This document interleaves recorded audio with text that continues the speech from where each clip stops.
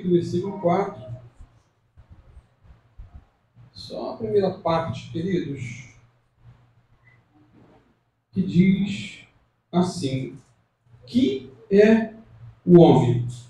Uma pergunta, né? Que é o homem?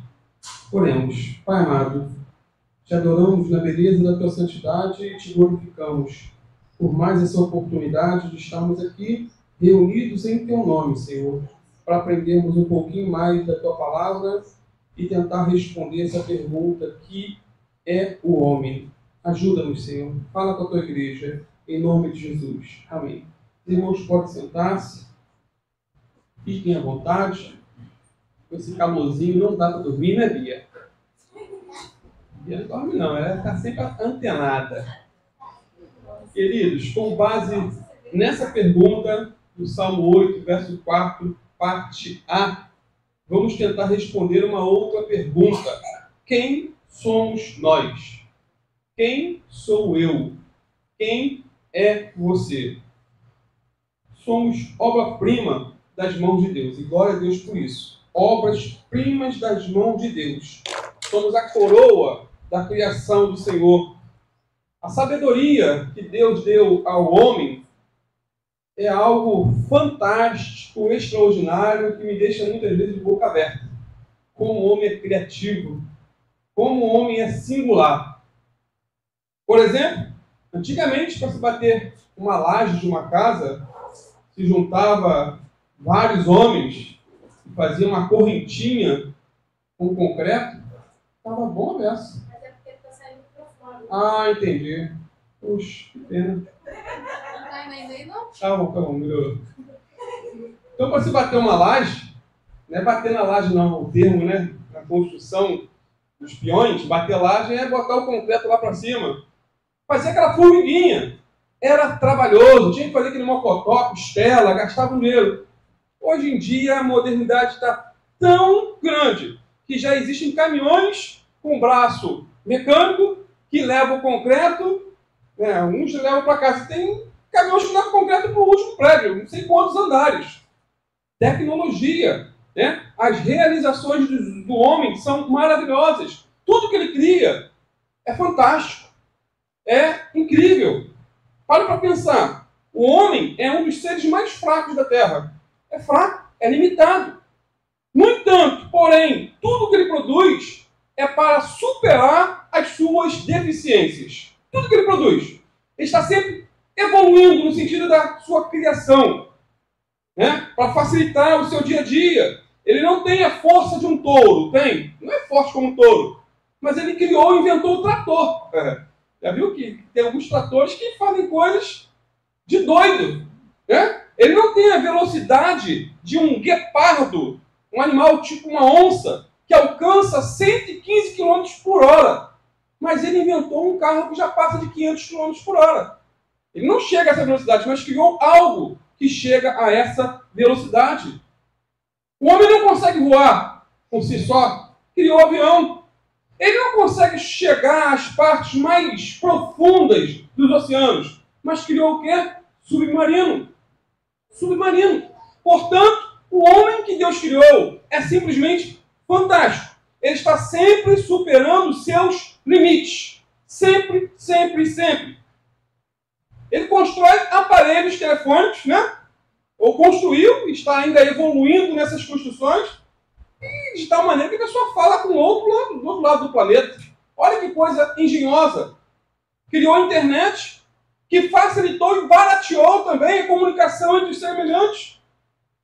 Tudo para melhorar. Claro que piora em muitas coisas também, mas o objetivo principal, vamos pegar a parte boa, melhora. Portanto, tudo que o homem vem produzindo, descobrindo e inventando é apenas a sua eterna luta para superar suas limitações e perpetuar sua criação sobre a face da Terra. O ser humano é fantástico, criativo, inovador. É bem diferente dos animais. E como é diferente? Por exemplo, as aranhas fazem as mesmas teias há milênios. João de Barro, né, depois de dar um Google aí, faz a mesma casa desde que foi criado.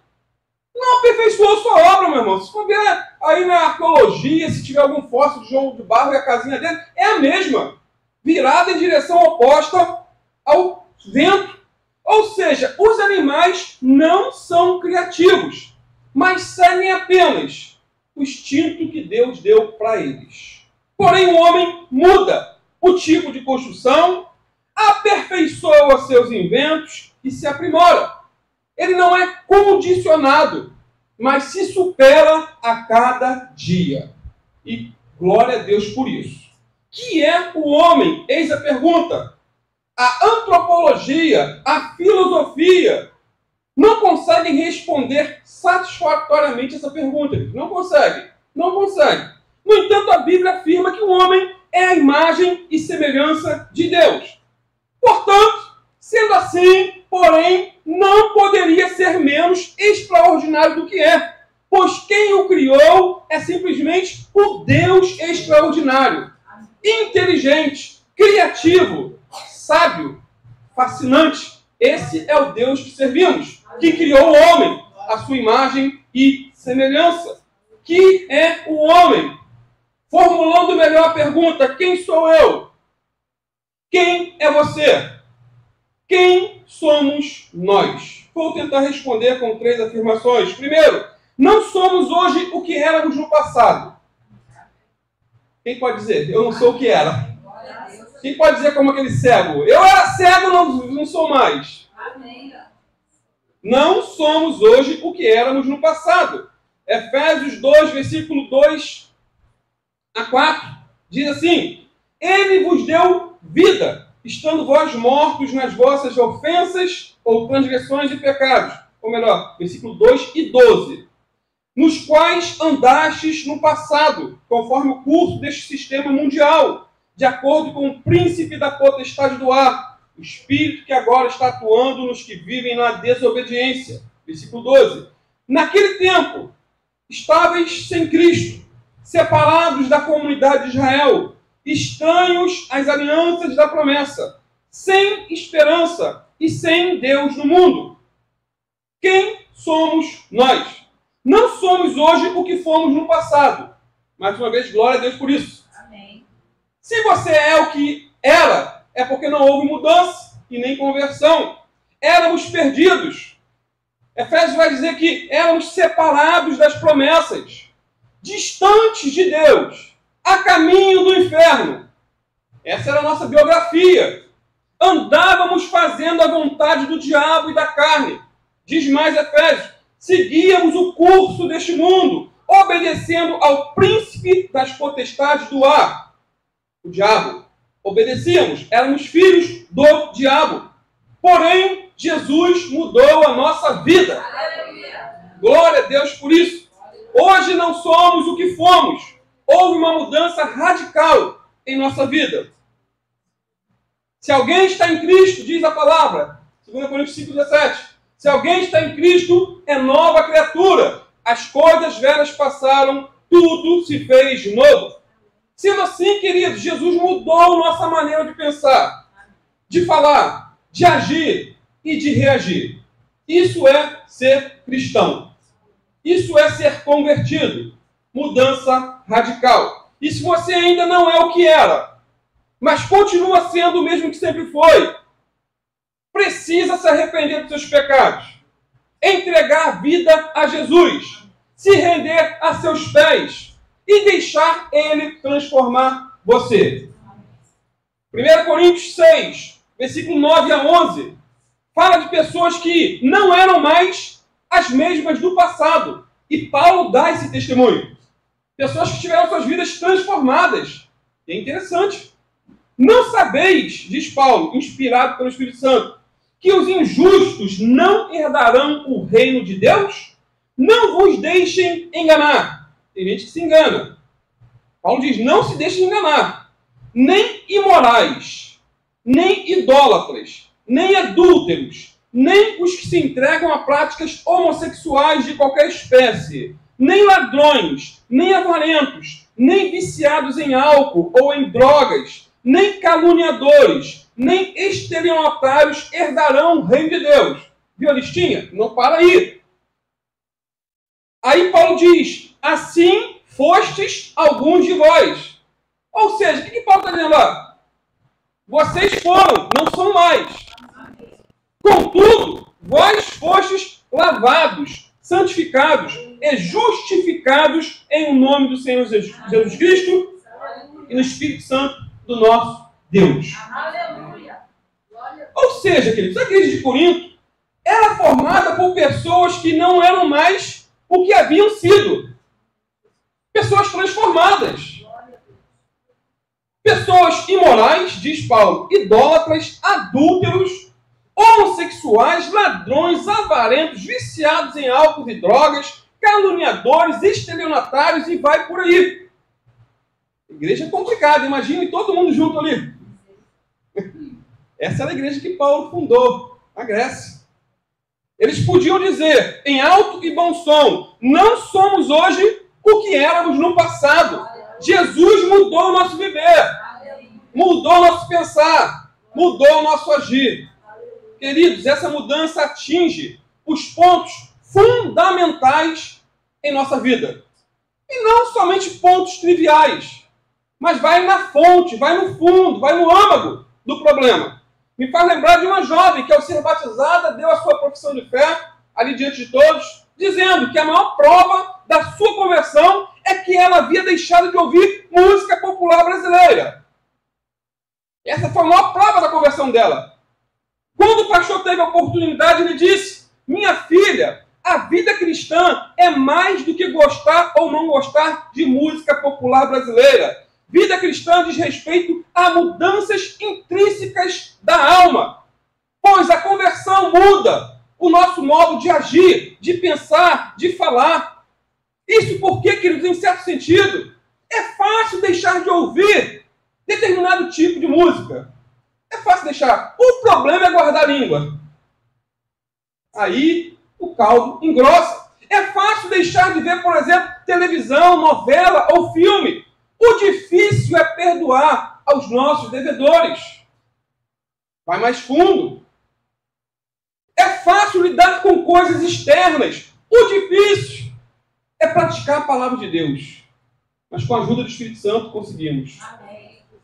Portanto, a principal mudança não é fazer ou deixar de fazer alguma coisa. A principal mudança é a nossa posição em relação a Deus. E quando há essa mudança, Deus vai mudando o que tem que mudar, transformando o que tem que transformar.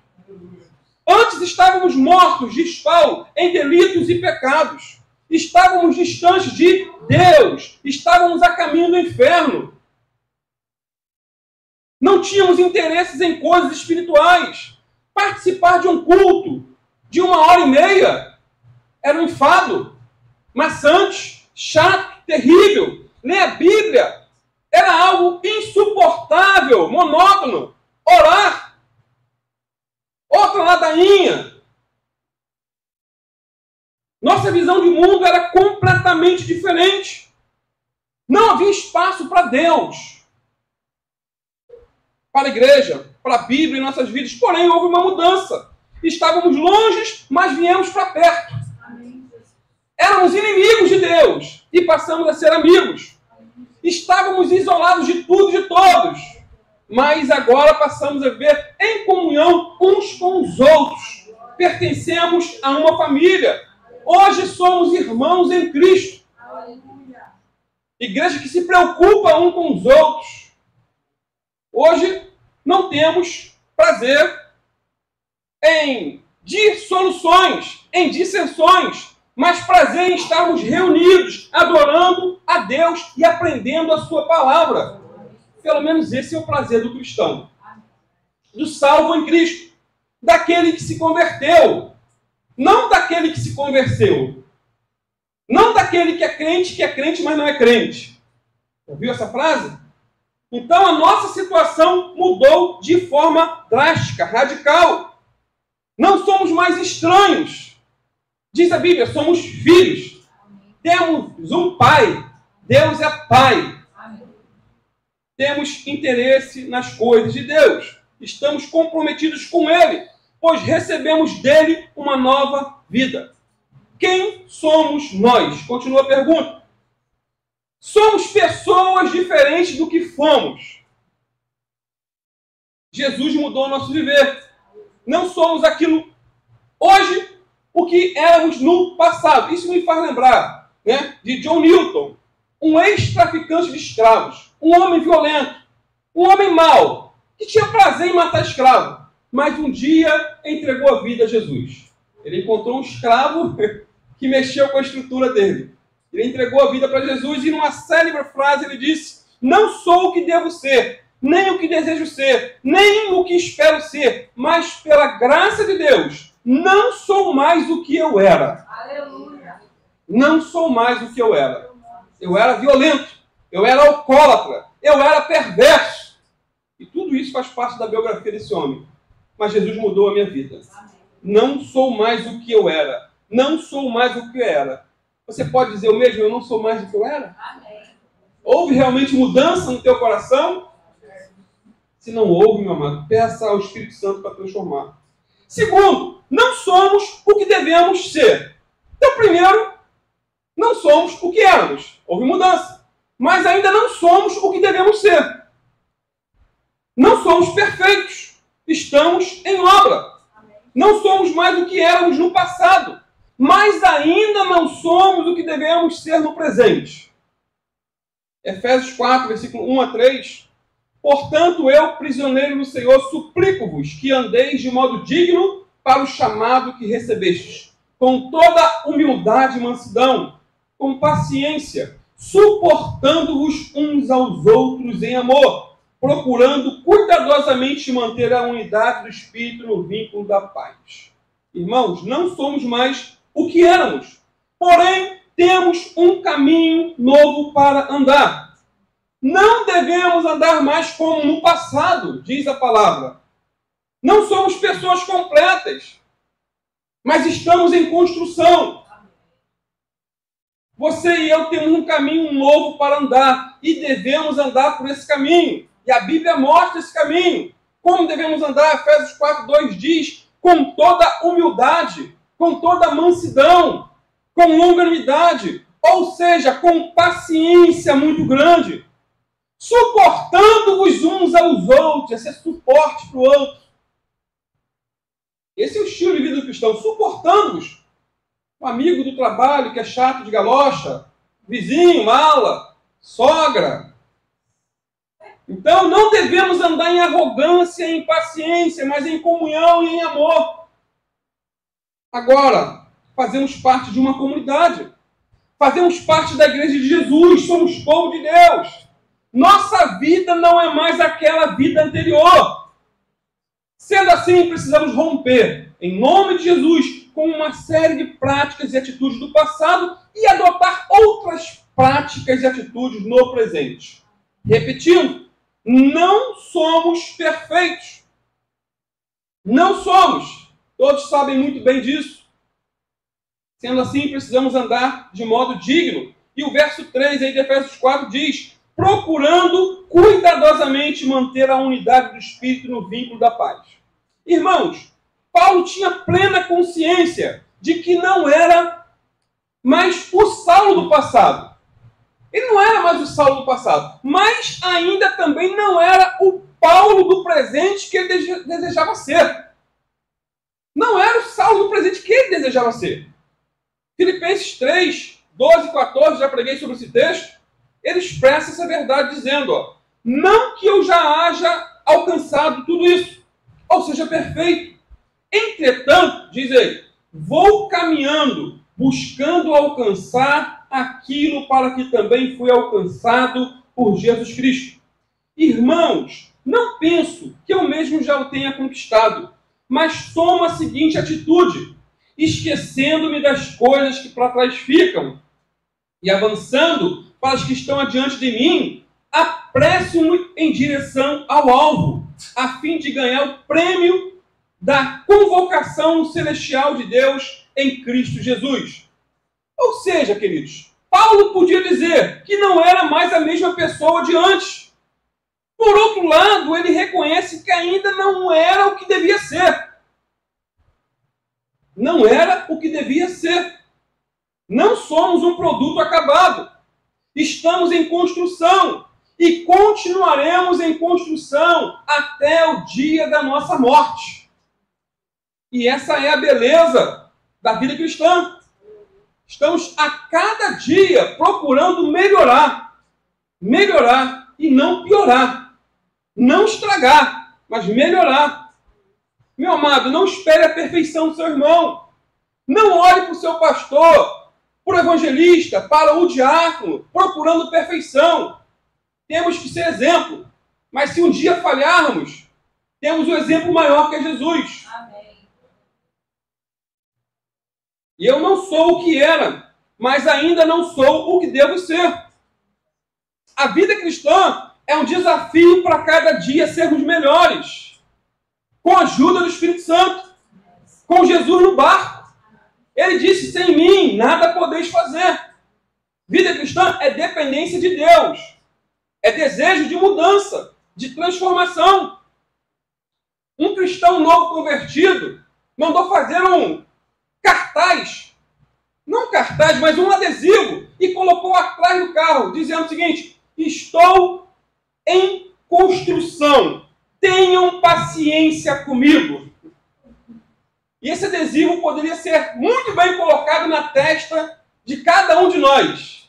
Seja novo convertido ou velho convertido. Estou em construção. Tenha paciência de mim comigo. Puxa, não fala isso não, mas fala para o teu irmão. Estou em construção. Tenha paciência comigo. Estamos em obra. E essa obra só vai acabar no dia da nossa morte. Queridos, não chegamos ao nível de maturidade plena, mas precisamos nos esforçar a cada dia. A vida cristã traz desafios diários para nós. A cada dia procuramos ser melhores, aperfeiçoar nosso caráter, mudar o nosso estilo de vida, de pensar. A cada dia precisamos aplainar as arestas para chegar àquele ponto que o apóstolo Paulo disse e chamou de estatura de varão perfeito. Mas só na glória chegaremos a esse ponto. Repito, essa é a beleza da vida cristã. Eu não sou mais quem eu era no passado, mas ainda não sou o que devo ser no presente. Queridos, antes da minha conversão, de cada 10 palavras, 7 eram palavrões. Eu deixei aquelas coisas com a ajuda do Espírito Santo, mas ainda não sou o que devo ser. Ainda continuo caminhando, lutando e melhorando para a glória de Deus. Repito a célebre frase de John Newton: não sou o que devo ser, nem o que desejo ser, nem o que espero ser, mas pela graça de Deus, não sou mais o que eu era. Aleluia. Amém? Tem ninguém dormindo, não? Portanto, já vimos que não somos o que éramos. Vimos também que não somos o que devemos ser. Terceiro, não somos hoje o que seremos no futuro.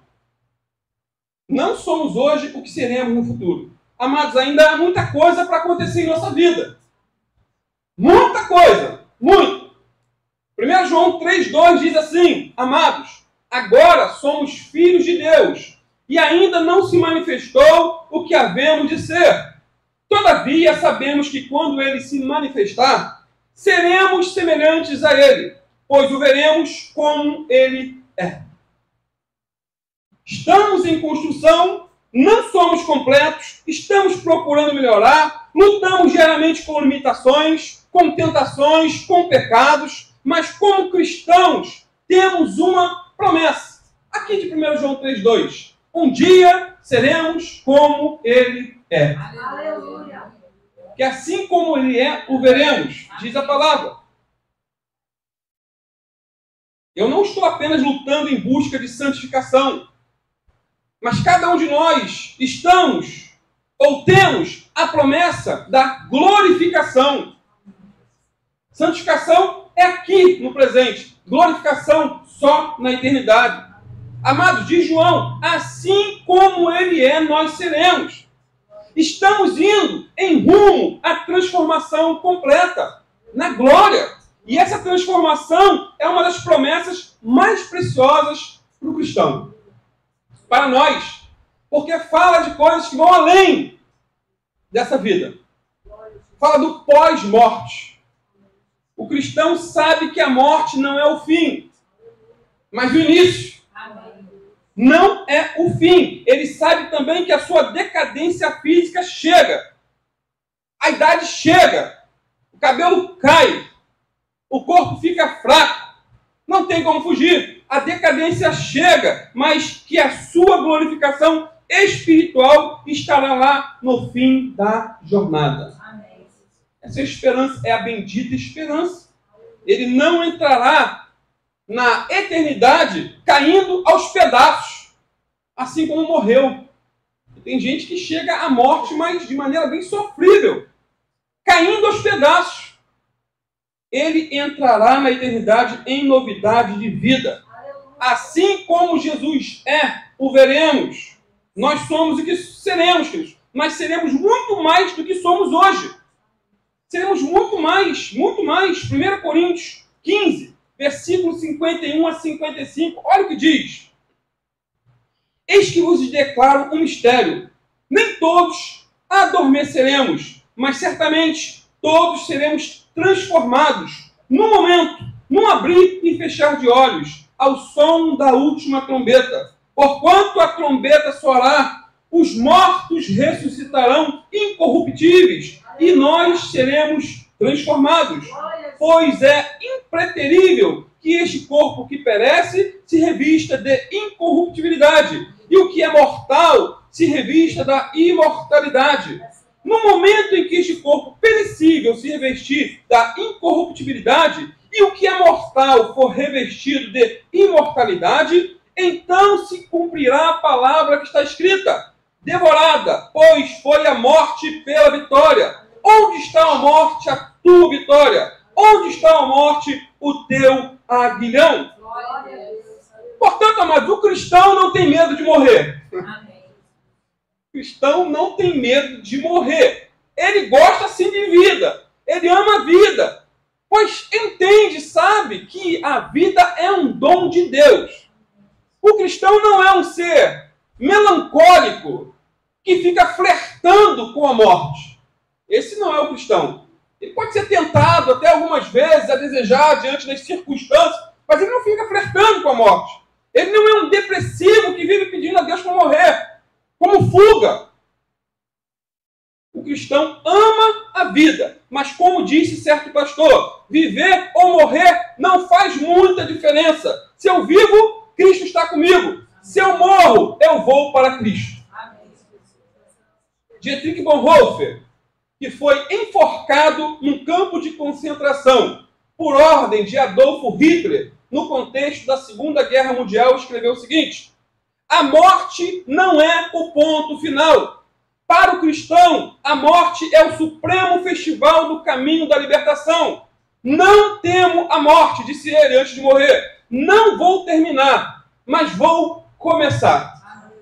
Não é o fim, mas o início de uma eternidade com Deus. Essa é a convicção que eu, que você, que nós precisamos ter, pois a vida não se encerra na sepultura. Não, para o cristão, queridos, a sepultura não será sua última morada. Não, não. Cremos que não somos ainda o que seremos, mas cremos que seremos transformados e teremos uma nova vida.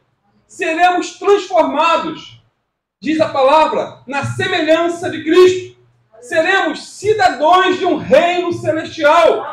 Quem somos nós? Não somos o que fomos. Não somos o que devemos ser. Não somos o que seremos. Mas pela graça de Deus, e só pela graça de Deus, é que somos o que somos. Amém. Pela graça. Tudo é pela graça. 1 Coríntios 15, 10, diz Paulo: mas pela graça de Deus, sou o que sou, e a sua graça para comigo não foi inútil. Antes, trabalhei mais do que todos eles. Todavia, não eu, mas a graça de Deus que vive em mim.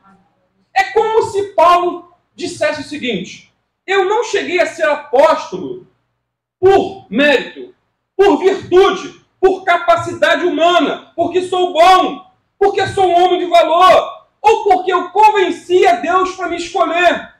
Não foi por essas causas que eu fui apóstolo. Ele dizia: tudo que eu tenho e tudo que sou é a obra da graça de Deus. Essa é uma declaração que precisamos fazer a cada minuto, a cada segundo. Quem somos nós? Somos o que somos pela graça de Deus. Se você tem uma voz bonita para louvar, dom para tocar o violão, é pela graça de Deus. É graça, é favor. Se você tem um dom de pregar, é pela graça de Deus. Se você tem o dom de cozinhar bem, como a irmã Zilma, é pela graça, Zilda, é pela graça de Deus. Como minha sogra tinha, é graça, é misericórdia. Se você faz qualquer outra coisa bem e reconhece que é bom naquilo que faz, é pela graça de Deus. É favor, é dom. Tudo que somos e temos é pela graça de Deus. Até porque não somos melhores do que o mundo. Não somos melhores. Somos pessoas que carregam dentro de nós uma inclinação terrível para a desobediência, para o pecado, para a sujeira. A natureza humana gosta daquilo que é sujo. O salmista disse: eis que nasci em iniquidade, e em pecado me concebeu minha mãe. Foi a declaração de Davi. Essa é a tendência que existe dentro de nós para o mal. Mas pela graça de Deus, podemos triunfar sobre a tentação, sobre o pecado, com a ajuda do Espírito Santo. Somos humanos, sim, somos falhos, mas pela graça de Deus, somos salvos em Cristo Jesus. Pela graça sois salvos, por meio da fé. Isso não vem de vós, é dom de Deus. Não vem das obras para que ninguém se glorie. É realidade, é verdade que passamos por problemas. E problemas os mais diversos. Inumeráveis. Desânimo. Crise de ansiedade. Às vezes depressões.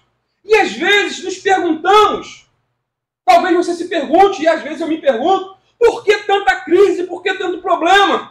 Por que tanta tentação? Por que as coisas são tão difíceis para mim? Tem a música do Carlos Roberto que ele ainda diz, parece que é difícil só para mim. Por quê? O desemprego, a doença, a escassez, a incompreensão. Por quê? Porém, amados, em meio a esses questionamentos, precisamos entender que a graça de Deus, ou o favor de Deus, está trabalhando em nossa vida. Está trabalhando. Ele permite situações adversas para trabalhar em nós. Quem somos nós? Pessoas que mereciam a condenação eterna, mas que foram alcançadas pela graça de Deus. Estávamos a caminho do inferno. Quem somos nós? Pessoas que foram transformadas pelo poder de Jesus. Pessoas que viviam sem rumo, sem esperança, mas cujas vidas foram transformadas pela pessoa de Jesus. O carpinteiro de Nazaré, que sabe passar plana, a lixa em material torto. Éramos pessoas sem esperança, que não tinham sentido na vida, não viam sentido, não tinha assim, um propósito de vida, mas passaram a ter, depois que se converteram a Cristo. Quem somos nós? Somos o que somos pela graça de Deus. Somos salvos, somos perdoados, somos servos do Senhor. Quem é você? Não nome, não a profissão, não a posição social. Quem é você? Você é uma pessoa que finalmente, realmente encontrou o sentido da vida em Jesus? Jesus mudou a sua vida mesmo? Você é uma pessoa que encontrou em Jesus uma razão de viver?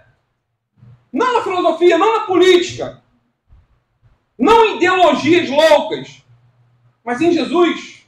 Você é uma pessoa que sabe para onde vai depois da morte? Esse é o ponto crucial. Você é uma pessoa que tem medo do futuro ou aguarda com segurança? Você tem ou não medo da morte?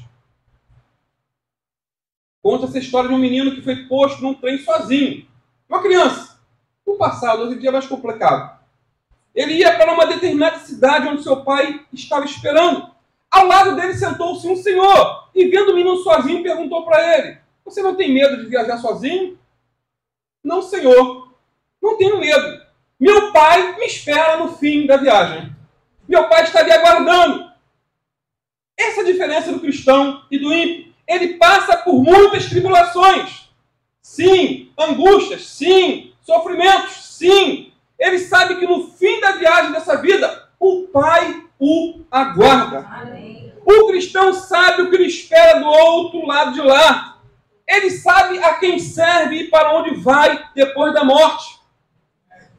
O crente, o Bíblia, aqueles do caminho, ele tem convicção plena de que seus pecados foram perdoados, porque Jesus morreu por eles.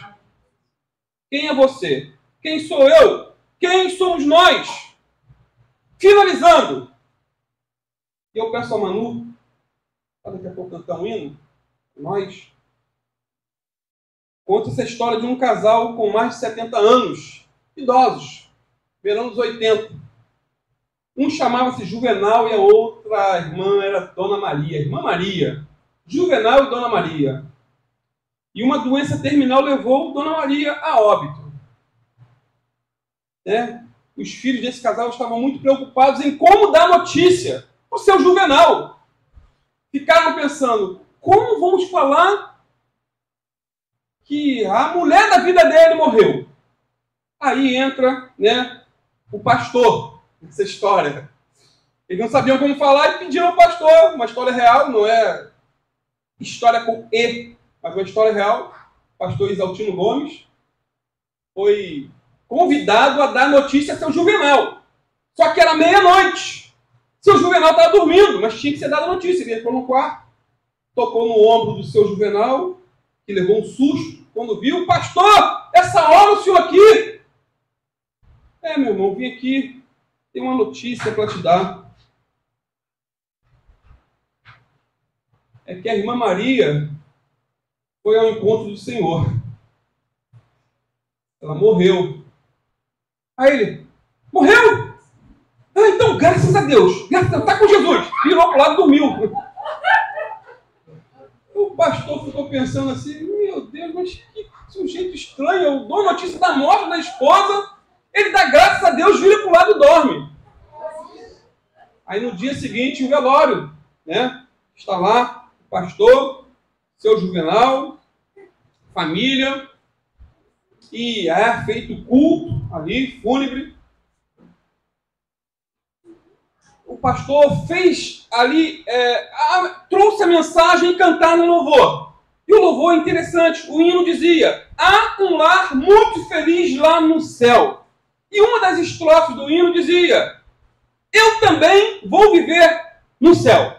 E na hora que cantaram aquela estrofe, os 5 filhos de seu Juvenal e os seus netos se juntaram ao redor do caixão, deram as mãos e cantaram com entusiasmo: eu também vou viver lá no céu. Nós iremos para a glória. Amém. Essa é a esperança do cristão. Ele sabe que partir com Cristo é infinitamente melhor do que continuar aqui nessa terra. O cristão não flerta com a morte, mas se ela chega, ele a recebe de braços abertos, porque sabe que vai estar com Cristo, o que é infinitamente melhor. Aí eu te pergunto, Jesus mudou realmente o seu viver? Você pode dizer: eu ainda não sou o que quero ser, mas não sou mais o que eu era. Amém. Não sou a porcaria ambulante que eu era no passado.